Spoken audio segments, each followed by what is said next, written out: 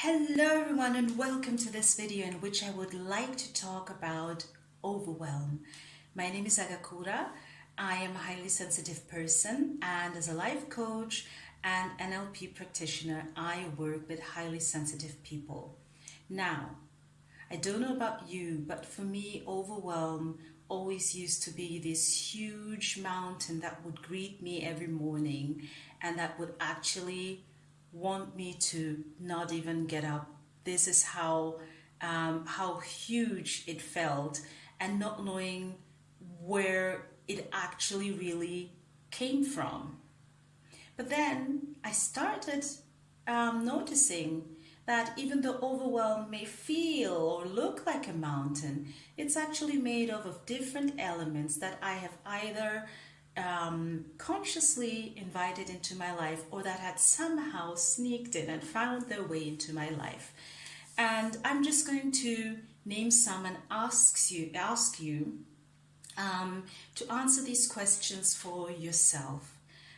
So these are elements that I think can easily contribute to overwhelm building up in our lives. Now, let me ask you, are there any commitments that you have agreed to that will actually mean giving beyond your capacities, be it your time or your energy, for example? Or are there any commitments that mean doing someone a favor, but that will actually also take away from what you need? For example, you need to rest, just one thing.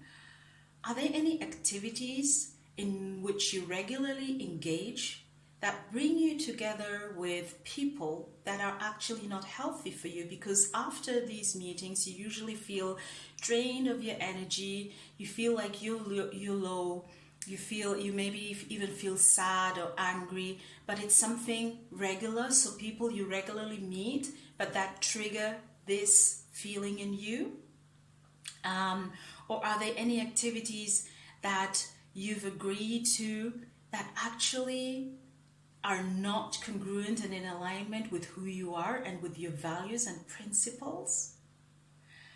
Are there any routines that expose you where you and your nervous system are regularly exposed to stress? For example, loud settings or settings where you just feel there's overstimulation, but it's places, it's environments that you actually are regularly that you regularly frequent. Are there any of those in your life? Or are there any tasks that you've been maybe putting off? Or are the tasks that you have to do they in themselves feel like a big mountain, and your question is, I don't even know where to start? That's one question that I've often had in my head. Like, I don't know where to start. Should I first read the mail? Should I first go do the content and all the things? And there are things that are waiting, or people who are waiting for me to respond. And then the next question that I ask myself is, I don't even know if I want to start. Definitely a sign of overwhelm. I don't even know if and where and how. And then also maybe tasks that you have to do, but then they've been building up. For example, there was a time where due to a moment of burnout, I let my mail pile up. So not my email, the email as well, but then the mail. And every time I went to the kitchen, I would see this mountain growing, and knowing that I don't even know how to start with these and where to start with these letters, but they were piling up. So these are questions that I would like you to answer for yourselves. Are there any commitments that have you give beyond your capacities, or that take away from your needs? Are there any activities that mean engaging with people that are not healthy for you? Are there any routines where you and your nervous system are exposed to a stressful environment?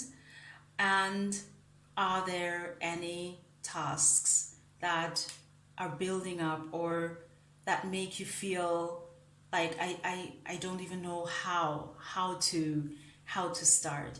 Now, the good thing is that you actually have a good place to start when it comes to the first three, for example, but also the fourth, and it's your calendar. What is in your calendar? Open it up, look at every day, and look at the commitments that you've written down, the activities, the routines, the tasks, and so on and so forth.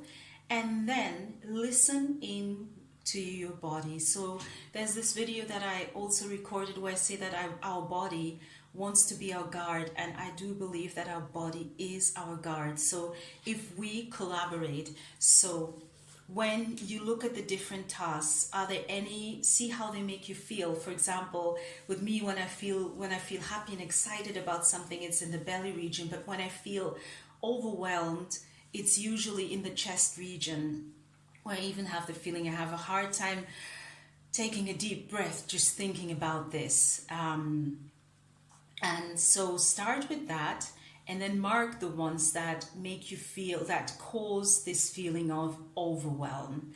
And then, of course, not everything is going to be in your calendar, so I would invite you to sit quietly, to take some time, and to just go through your daily life. Maybe close your eyes if it helps you, and visualize the people that you engage with regularly, the settings that you are exposed to regularly, and the routines and so on, and habits, and just see which ones of those create this feeling of overwhelm.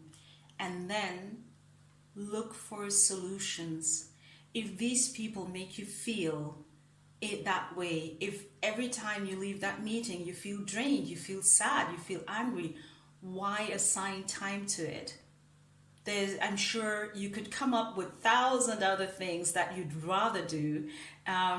Maybe sit on your couch and read, or do an activity by yourself, or just whatever, hang out with other people. For example, commitments as well. I know that as HSPs, we like to make things happen and we like to make people happy, but if it's at the cost of your capacities and giving beyond, then just do what most people do and say, I'm sorry, I can't. When it's about routines or environments, is there a way of working around it? So there was a time where my commute to work used to be getting on a full tram in the morning with loads of noise and the bright lights and so many smells, coffee, perfumes, and so on. And there was a time where, bear in mind, I love my bed and I love my sleep. I actually decided I'm going to get up an hour earlier because it's worth my peace of mind. I just felt I couldn't handle this loud train, and I would rather walk an hour and take those little streets, or look for a route where I would feel fine, and I wouldn't feel like I had to constantly calm my nervous system, but it was already like taking in nature, for example, or just arriving and being at peace. And then when it comes to the tasks, would you know that when I opened up to a friend and I was like, look, I feel overwhelmed, and then on top of that I have this huge mountain of mail piling up on my table, and she was like, take it one letter at a time, but open it up. And would you know, and I actually had to cry and laugh at the same time, that half of the mail wasn't even of my interest. It was people trying to sell me a better insurance, people trying to sell me a better deal, and so on and so forth. And then the ones that were actually maybe the dentist reminding me of the yearly appointment, or maybe just, things that I could easily put into the folders. And I was like, I've been doing this to myself. And when I took the mail that wasn't for me, I was like, this was all piling up, taking up space in my mind and in my body, in my life, and feeling like a harm. And it's just someone wanting to sell me a better deal. What? It was amazing. And then when it comes to the task that, for example, with the emails and everything, it's like, okay, I'll just try and delete without those that I feel are not of my interest now. Because it's also a lot of deals of, I don't know, a new course or book or whatsoever. And it's like, it's interesting, but, and then there's some that I'll always read, but then I'll assign a time to them. And then when that time is over and I am, for example, working on the content, I'm not going to think about that. I assign that time to this. And then also thinking about my priorities. What do I want to have achieved at the end of the week? And yes, there was a time where I even said, okay, I want to lower the number of unread mail. So that took because there was a time that started feeling overwhelming. I don't know, like 200 unread mail. I'm just going like, being like, okay, this morning I'm going to delete, maybe read, maybe put into a folder, whatsoever. But then that's done. And now I can focus on this. So also having your priorities in mind is also a good thing.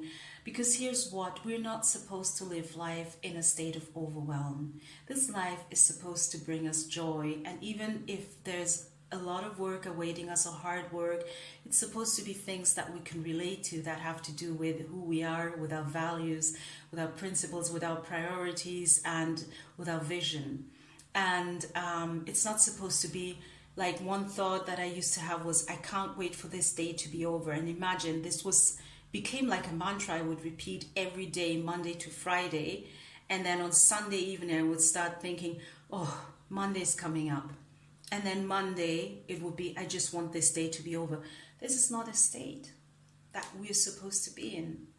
And it's not healthy. And even when you say, look forward to my holidays, that doesn't mean that you don't like your life. It just means that you're looking forward to recharging your battery, spending time with your families, discovering a new place, or maybe reading those books you've been wanting to read.